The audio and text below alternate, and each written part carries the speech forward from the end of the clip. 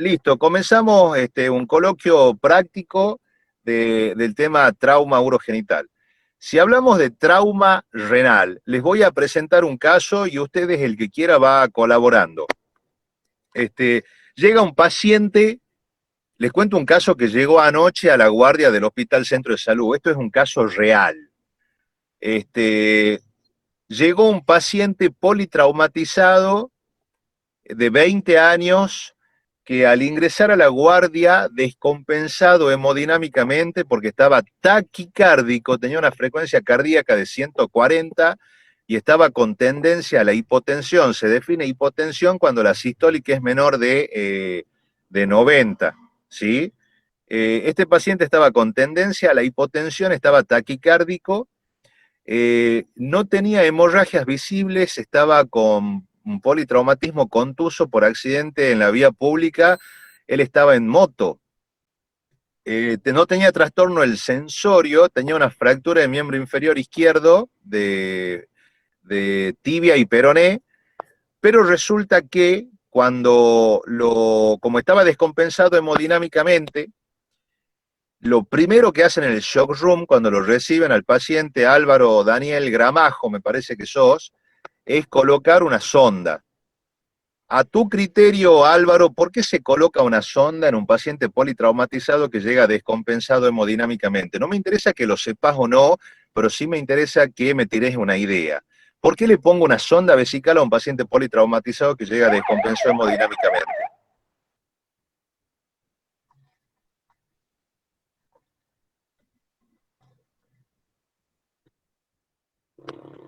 Sí, bueno, se le pone una sonda no solamente para que elimine orina, sino que para que podamos controlar la diuresis del paciente y para que podamos hacer un balance hidrosalínico correcto de este paciente.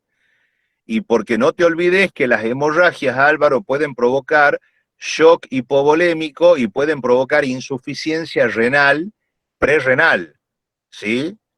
Entonces, nosotros tenemos que, cuando tenemos un paciente descompensado, hacer un cateterismo de drenaje, en este caso colocar una sonda vesical, para poder evaluar el ritmo diurético. Y de esa forma, el emergentólogo y el equipo de salud ve si le pone volumen al paciente, si le pone sangre, si el paciente está hipotensándose, le pongo solución de Ringer lactato, que es un expansor plasmático hasta que tenga el resultado del hematocrito y veamos si necesita sangre o no. Y para que tengamos la posibilidad de entrarlo al paciente a hacer imágenes para ver en estas imágenes cuáles son las lesiones que ha provocado la energía de este politrauma. Aymara, ¿estás? Sí, doctor, acá estoy. Aymara, ¿qué opinás? ¿Te llega este paciente politraumatizado, descompensado hemodinámicamente? ¿Qué pensás con respecto a las imágenes que le harías? ¿Qué le harías de movida, aparte de sacarle muestras para laboratorio? ¿Qué imagen le haces a este chico que ha tenido un trauma, sobre todo abdomino pelviano, para ver si hay alguna lesión de órganos sólidos o vísceras huecas? ¿Una tomografía?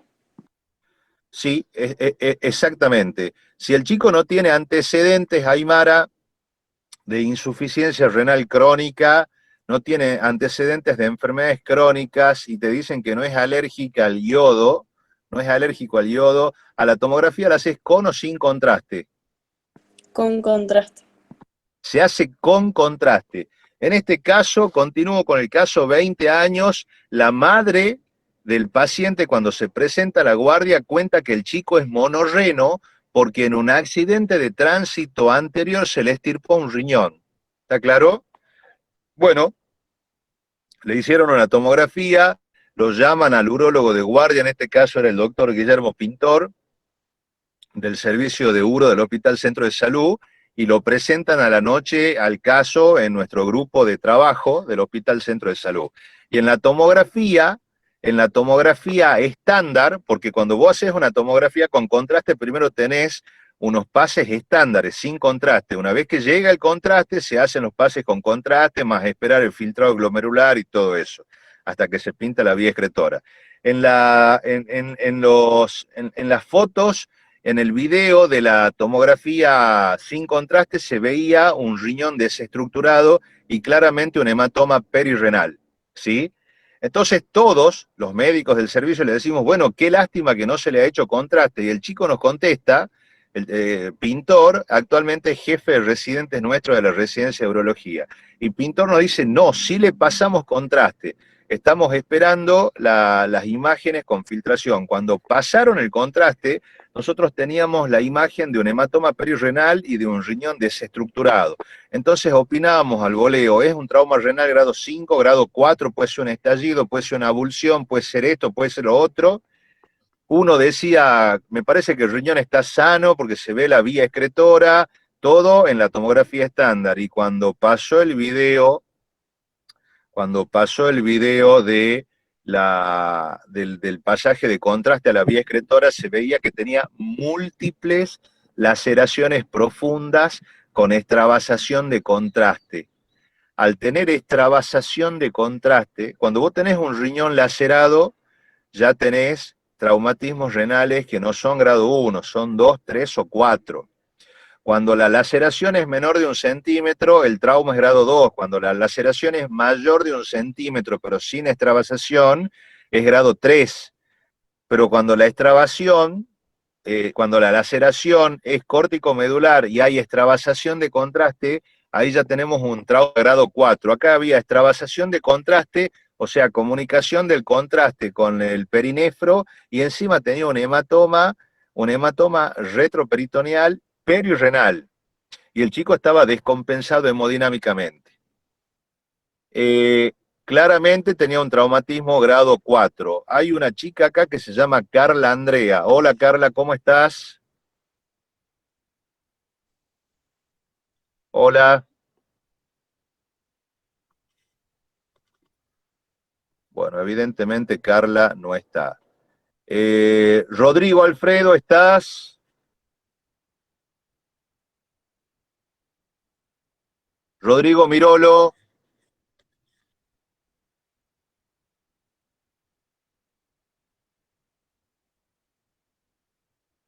Rodrigo Mirolo tampoco está. José Nicolás Colque Medina. José Colque.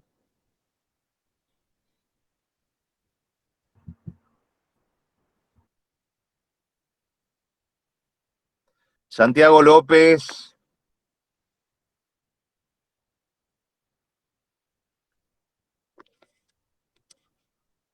Santiago, che, están todos, pero no están escuchando, ¿eh? Santiago López está.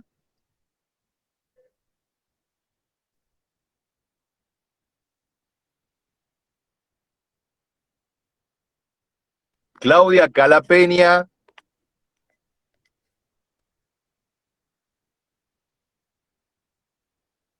Bueno. Julieta, ¿estás? Ahí Sí, está doctor. Franco.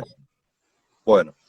Hola Julieta, me estaba siguiendo un poquito lo que te estaba diciendo de que este paciente en la tomografía con contraste presentaba múltiples laceraciones y extravasación del contraste a la zona perirrenal.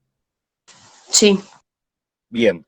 A ver, como médico con orientación generalista, ¿cuál crees que es la conducta de este paciente? ¿Es conducta conservadora o conducta quirúrgica? Paciente monorreno que tiene un traumatismo renal en su único riñón, grado 4. Contame, ¿qué se te ocurre? Quirúrgica para mí. Tratamiento quirúrgico totalmente. Tratamiento quirúrgico totalmente. Y en el tratamiento quirúrgico, el abordaje es multidisciplinario entre un equipo de mínimamente 2 urólogos y un cirujano general. El abordaje que se hace a ese riñón es por vía anterior para tener un acceso limpio al pedículo renal y para que el cirujano general, antes de llegar al riñón, que sabemos que es un órgano retroperitoneal, observe y vea si no tiene que resolver hemorragias o rupturas de órganos preperitoneales, que están en la cavidad peritoneal antes del retroperitoneo donde está el riñón, ¿sí? En este caso se accede a la zona retroperitoneal, pero para acceder, el cirujano general debe movilizar el arco duodenal, debe descender el colon y recién se llega al retroperitoneo. Cuando llegas al retroperitoneo, Julieta, no ves nada porque tiene un hematoma perirrenal. Se drena el hematoma perirrenal y se procede a hacer lo primero que se hace en trauma renal en un riñón lacerado. Cuando yo tengo un riñón lacerado, lo primero quirúrgicamente que trato de hacer es nefrorrafia. Y nefrorrafia significa sutura del riñón para conservar glomérulos y parénquima renal. Si yo suturando el riñón evito la pérdida de parénquima, es el tratamiento ideal. Si la vía excretora está comunicada, tendré que suturar la vía excretora, los cálices o la pelvis y después el parénquima.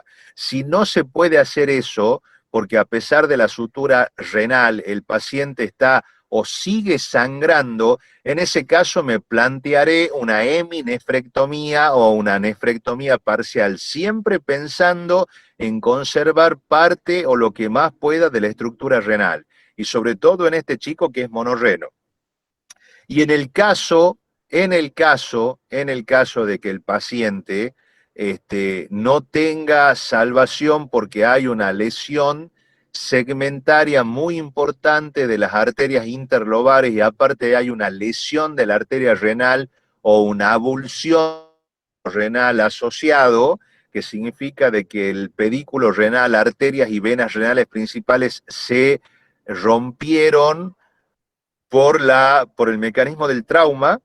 En este caso no tiene salvación el riñón, hay que hacer la nefrectomía total y lamentablemente este paciente queda anéfrico y este paciente anéfrico queda en plan por el equipo de nefrólogos para comenzar su diálisis hasta que en algún momento de su vida pueda ser trasplantado. ¿Te quedó claro, Julieta? Sí, doctor. Perfecto. Bueno, en el caso de que un paciente por herida de arma blanca tiene una lesión ureteral, ¿cómo creen ustedes que nos podemos dar cuenta de que hay una lesión ureteral? Les tiro como dato que las lesiones ureterales habitualmente dan pocos síntomas. Pueden dar un cólico renal cuando la lesión ureteral es porque se ha cerrado completamente la luz del uréter, ejemplo, una lesión iatrogénica por cirugía ginecológica, a donde haciendo una histerectomía, obviamente en forma involuntaria, al trabajar en los parametrios para extraer el útero, se ha hecho una ligadura del uréter izquierdo. Ese paciente, esa paciente, en el postoperatorio, a medida que se vaya acumulando la orina formada por ese riñón ipsilateral y a medida que se vaya dilatando el riñón, irá haciendo cólicos renales. Los cólicos renales nos llamarán la atención y al llamarnos la atención los cólicos renales, nosotros vamos a tener una evaluación de esos cólicos renales. Y los cólicos renales se evalúan primero con imágenes y con imágenes no invasivas como la ultrasonografía o ecografía. Yo hago una ecografía a una paciente un mes después que se hizo una histerectomía que viene teniendo cólicos renales subintrantes y en la ecografía me aparece que hay una uronefrosis izquierda. En este caso de que hay una uronefrosis izquierda, ¿qué sospecho, Micaela Broggi? Hola. Hola, profe. Hola, Micaela, ¿cómo andás? Mirá, esta paciente le hicieron una histerectomía hace un mes y resulta de que tiene una recuperación postoperatoria muy buena, pero viene con dolores y viene haciendo en la última semana cólicos renales izquierdos, ¿no? Cuando nosotros tenemos cólicos renales izquierdos, siempre pensamos en que algún cálculo se impactó en el uréter en alguna zona estrecha, entonces hacemos ecografía de movida y encontramos la uronefrosis. Pero en este caso, Micaela, nosotros tenemos el antecedente que esta chica fue histerectomizada, hace un mes por vía abierta. O sea que tenemos que pensar que posiblemente esa uronefrosis también puede deberse a una ligadura del uréter. ¿Qué imagen te parece, Micaela, que hacemos después de la ecografía en la que descubrimos la uronefrosis?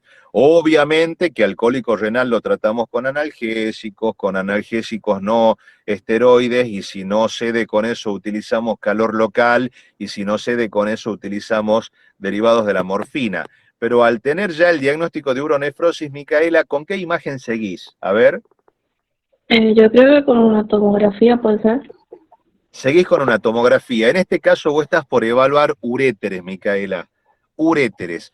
¿Te hace falta, en este caso de que vos querés evaluar uréter y que tenés antecedentes de cirugía ginecológica, poner contraste endovenoso? ¿Qué opinás?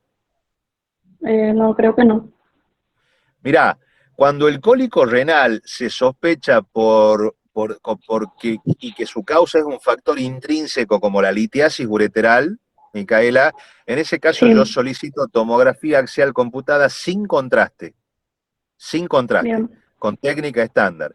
Pero en este caso, que esta mujer tiene cólicos renales solapados y que tiene el antecedente de una histerectomía hace un mes, querida, yo le pido tomografía axial computada abdominopelviana con contraste endovenoso, porque los exámenes complementarios de diagnóstico que sirven para evaluar sospecha de lesión ureteral son las pielografías, retrógradas o anterógradas, y la tomografía axial computada con contraste.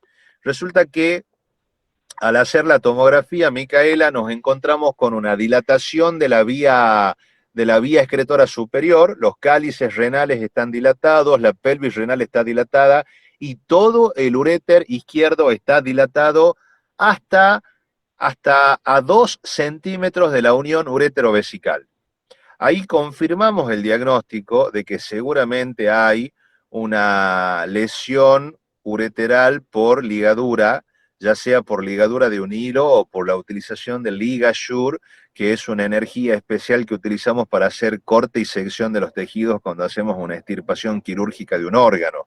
Pero al fin y al cabo, el uréter tiene una lesión totalmente compleja que ha cerrado su normal evacuación en la vejiga.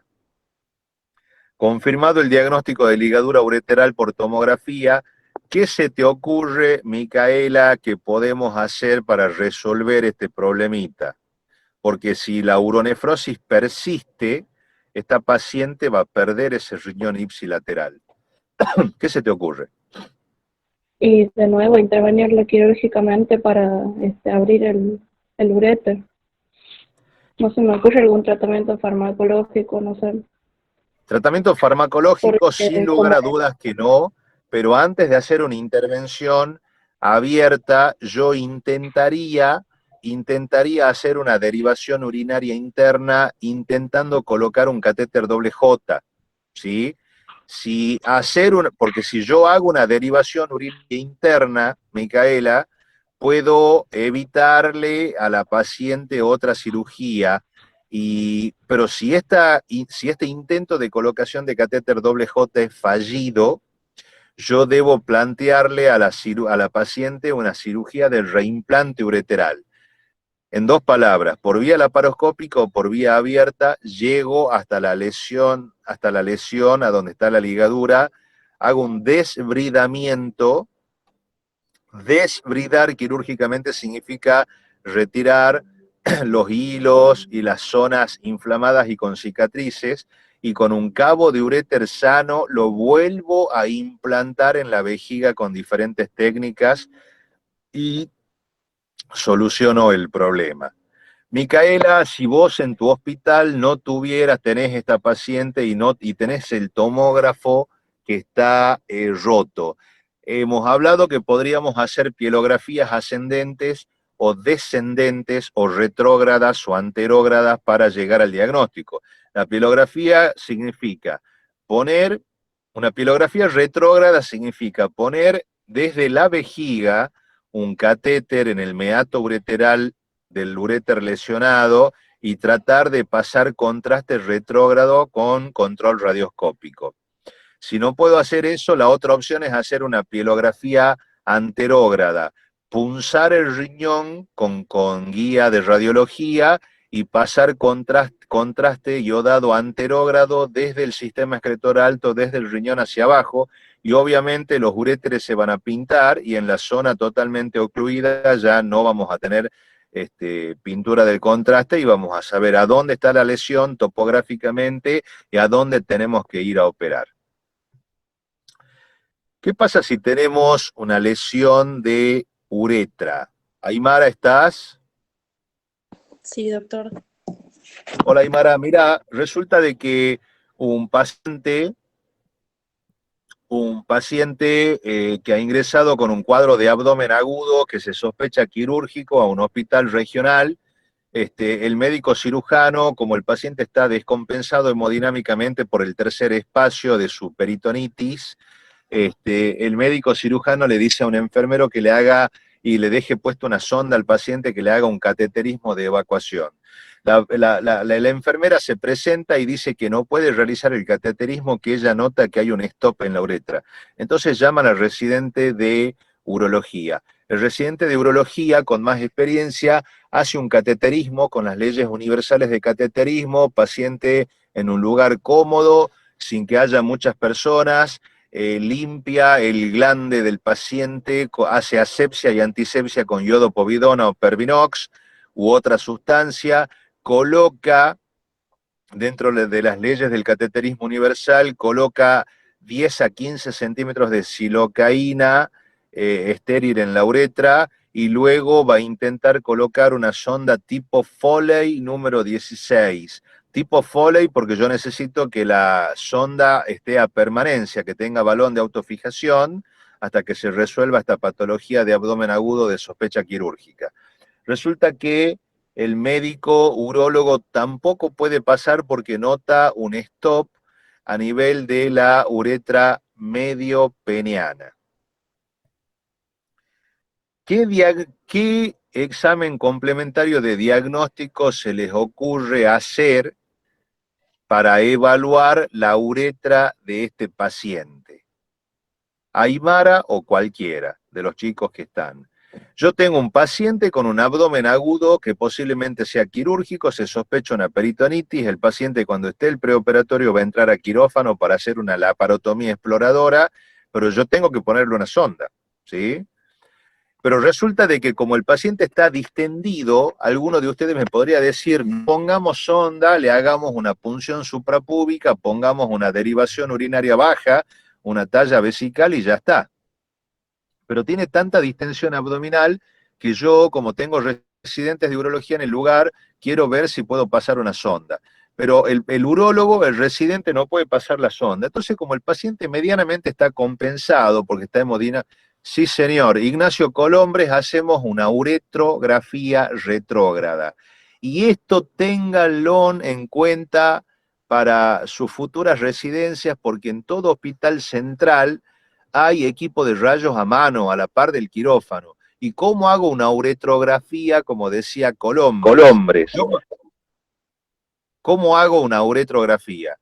Yo lo traslado al paciente en camilla a la sala de rayos, ahí tengo radioscopía. Escuchen bien, una sonda 14 la pongo que pase apenas el meato uretral, ahí hay una dilatación distal de la uretra que se llama fosa navicular. Insuflo el balón de autofijación con medio centímetro de solución estéril. Y de ahí ya tengo conectada una sonda con la uretra de este paciente y pongo contraste endovenoso retrógrado. Se diluye 50% de agua estéril o solución fisiológica estéril con 50% de contraste iodado. A medida que voy pasando con una jeringa de gran capacidad, jeringa de TUMI, que es una jeringa de pico cónico que tiene 60 mililitros de capacidad, voy pasando el contraste retrógrado, voy pintando la uretra, como dijo el doctor Colombres, y veo si este paciente tiene un estiramiento de la uretra, que sería un traumatismo de grado 2, o tiene una lesión parcial de uretra, o tiene una lesión total de uretra, o tiene una estrechez de uretra. ¿Entienden? Si yo tengo un paciente con estrechez de uretra, yo puedo resolver el problema pasando una guía una guía por donde está la zona estrecha y sobre la guía montar un catéter finito tipo Foley tipo 12 o 14 French y dejar puesta el catéter de drenaje y soluciona el problema. Eso es lo que hay que hacer en este caso, porque el paciente debe entrar a quirófano, tiene un tercer espacio por su cuadro de peritonitis aguda.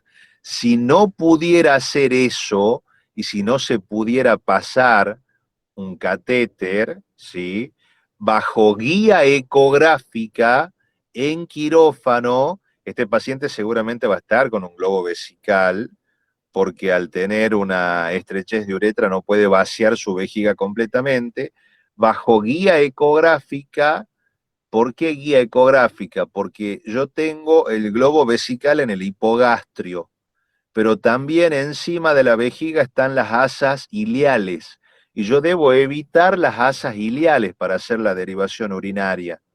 En este caso, la guía ecográfica me permite observar el aire de las asas ileales y evitarlas, y voy a dejar colocado un catéter percutáneo en la vejiga para derivar la orina de este paciente, tener un control de la diuresis y que el cirujano pueda operar, y los mediointernistas tener un manejo hidrosalino y un balance hidrosalino correcto para este paciente, que por su peritonitis puede hacer un tercer espacio. ¿Se entendió, chicos? Sí, doctor. Bueno, Sí, en el caso... se entendió muy bien. Perfecto. Vamos a terminar con lesiones de uretra. Supongamos que tenemos, a ver, hay 5 tipos de lesiones de uretras. En el grado 1 hay una contusión, nada, no hay tratamiento. En el grado 2 hay un estiramiento y en el grado 3 hay una lesión parcial. En el grado 4 hay una lesión total, y la lesión total en grado 4 va a ser una ruptura total, pero con los cabos menores a 2 centímetros de distancia. Y en el grado 5 la ruptura es total, pero los cabos van a estar a más de 2 centímetros de distancia. Todos tienen tratamiento menos el grado 1. Si yo tengo una lesión de uretra, estimados alumnos, el tratamiento es desfuncionalizar la uretra. En castellano, que la orina no pase por la zona lesionada para que no impida los procesos normales de cicatrización. ¿Y cómo desfuncionalizo la uretra? Derivando la orina. Si yo tengo un estiramiento uretral, que es una lesión de grado 2, o si tengo una ruptura parcial, que es una lesión de grado 3, un experto, un urólogo, un residente avanzado puede tratar de hacer un cateterismo de drenaje con todos los cuidados y la experiencia y dejar colocado un catéter de drenaje por vía uretral. Al dejar colocado un catéter vesical, yo estoy defuncionalizando la uretra. Pero eso solamente lo hace un urólogo experto o un residente avanzado que tiene experiencia. Si no, directamente se hace una derivación urinaria baja. Derivación urinaria baja, sinónimo, cistostomía percutánea. Sinónimo, talla vesical. Si la talla vesical, cistostomía percutánea o derivación urinaria baja no se puede hacer en forma mini invasiva con guía de ecografía, se hará abierta, ¿ok? Bueno, vamos a pasar a traumatismo escrotal. Ustedes saben de que el escroto y su contenido, que son los testículos, epidídimos y cordón espermático, pueden recibir innumerables diferentes traumatismos contusos. Con la mano, con un puño, con una patada, con la rodilla, por un traumatismo cerrado automovilístico, aceleración, desaceleración, heridas penetrantes por arma de fuego o arma blanca. El escroto tiene 6 capas fusionadas que en forma práctica no miden más de 7 a 10 milímetros, ¿ok? Es más, tienen menos habitualmente. Estas 6 capas están la piel, el dartos, una capa externa, una capa interna, la vaginal con su cara parietal y la vaginal con su cara visceral, que envuelve directamente a la túnica albuginea del testículo. ¿Puede haber traumatismos de escroto y su contenido? Sí, son frecuentes, Sí. Cuando nosotros evaluamos un trauma escrotal, siempre debemos evaluar la semiología del escroto y la semiología del contenido. ¿Qué imagen complementaria lisa podemos utilizar para evaluar contenido escrotal y bolsa escrotal? ¿Qué se te ocurre? O a ver, Ignacio, cualquiera de los dos. Ecografía. A ver, Lisa. Ecografía, exactamente. Si vos tenés en cuenta, Lisa, de que un traumatismo de bolsa escrotal y contenido puede estallar el testículo, la pregunta que te hago, ¿la ecografía la harías Doppler o ecografía normal? No, Doppler. Y Doppler, porque si tenés un testículo estallado, el Doppler te va a mostrar el estallido, la morfología que está estallado y encima de que no tiene irrigación. ¿Cuál es la conducta lisa de un trauma escrotal y contenido a donde se ve un testículo desvitalizado? ¿Es tratamiento conservador médico con antibióticos, hidratación y analgésicos o es quirúrgico? Quirúrgico. Perfecto, Lisa, y perfecto, Carla Mitrovich. Todos, atiendan esto por favor, todos los traumatismos escrotales y contenido, cuando son perforantes por herida de arma de fuego o por herida de arma blanca, son quirúrgicos sin excepción. Son quirúrgicos sin excepción.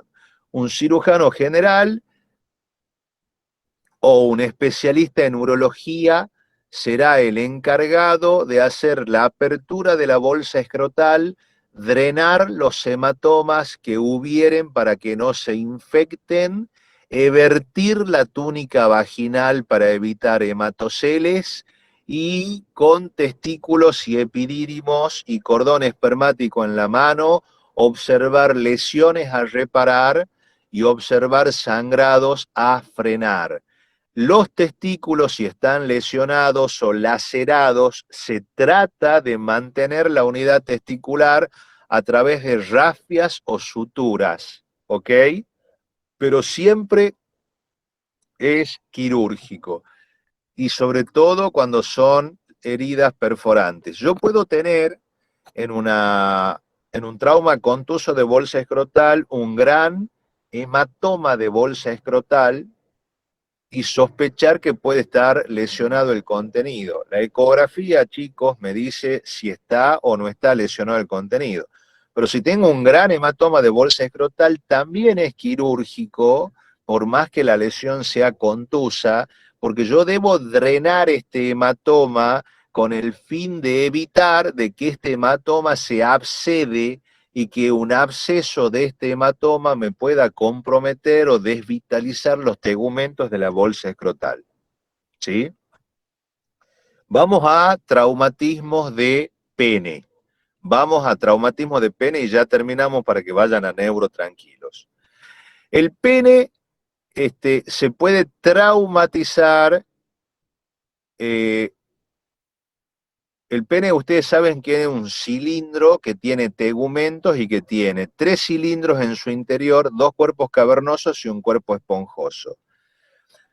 Los traumatismos de cuerpos cavernosos son traumatismos exclusivamente sexuales y o perforantes. O sea que un cuerpo cavernoso se va a lesionar por trauma contuso cuando un paciente está teniendo relaciones sexuales, cuando tiene sus cavernosos con máxima rigidez y en un movimiento en el acto sexual, los cavernosos o el pene en erección se angulan bruscamente contra el pubis de su pareja y esta angulación produce la famosa fractura de pene, que no es una fractura de pene, sino que es un desgarro de túnica albuginea de cuerpo cavernoso. Ignacio, que veo que estás. Si vos tenés un paciente que te dice que ha estado teniendo relaciones sexuales con su pareja, lo más bien, y de repente su pene salió de vagina y golpeó contra el pubis, él sintió un crack, un chasquido, y de repente le está doliendo y siente que su pene se está deformando, y al examen físico vos ves que el pene del paciente está deformado de color negro, como si fuera una morcilla. Sospechás obviamente de que el paciente tiene un trauma de pene, y tenés que sospechar por el interrogatorio que tiene un desgarro de túnica albuginea o una fractura de pene. ¿Cuál es el examen complementario de diagnóstico que haces, Ignacio? ¿Qué se te ocurre para diagnosticar de que la túnica albuginea de ese cavernoso Puede ser que se ha un, desgarrado? ¿Qué opinás? ¿Qué opinás? puede ser un hacer un ecodoppler, ¿Una ¿Una ecografía ecografía dijiste? un Doppler. Sí, Sí, señor. señor. Se hace un eco, se puede se puede hacer hacer un un ecodoppler, ecodoppler, y si y no, si se no, hace se un hace un eco eco convencional. convencional.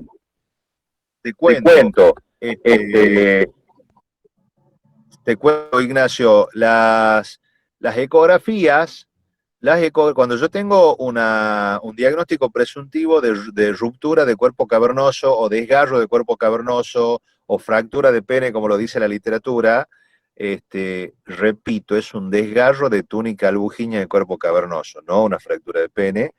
Yo al diagnóstico lo puedo hacer palpando, y puedo palpar la solución de continuidad, porque cuando el pene, yo toco el cuerpo cavernoso, yo toco la túnica albuginea que delimita el cuero, el cuerpo, es como una aponeurosis. Y de repente hay una solución de continuidad, más el pene con un hematoma impresionante, esto es un desgarro de túnica albuginea hasta que se demuestre lo contrario. Y la ecografía me puede mostrar como la túnica albuginea es nacarada, es hiperecoica en ecografía. Entonces el ecógrafo viene viendo el cavernoso, todo hiperecoico, acá hay una solución de continuidad negra, que es la sangre, la disrupción, el desgarro, y después sigue hacia el otro extremo la zona hiperecoica. Entonces me dice más o menos a dónde está la zona desgarrada, y el tratamiento, querido, es quirúrgico. Quirúrgico, se denuda el pene, se corren los tegumentos, se llega hasta el cuerpo cavernoso desgarrado, se evacúa el hematoma y se sutura la túnica albuginea. ¿Está claro? Sí, doctor, gracias. Perfecto, perfecto. Es una urgencia quirúrgica porque hay que tratar de operarlo antes de las 8 o 12 horas de que se ha producido la lesión. Bueno, los dejo, les pido mil disculpas de haber dado este coloquio rápido de trauma porque tuve un inconveniente el otro día cuando correspondía darlo. Espero que hayan tenido un buen cursado. A los alumnos míos me ofrezco sin ningún tipo de inconveniente a que me hagan las preguntas que quieran pre-examen cuando lo necesiten. Tienen mi número de teléfono. Y nada, que tengan un normal desarrollo dentro de esta pandemia del curso de medicina. Les deseo la mejor de las suertes, que anden muy bien. Chau, chicos. Gracias, doctor.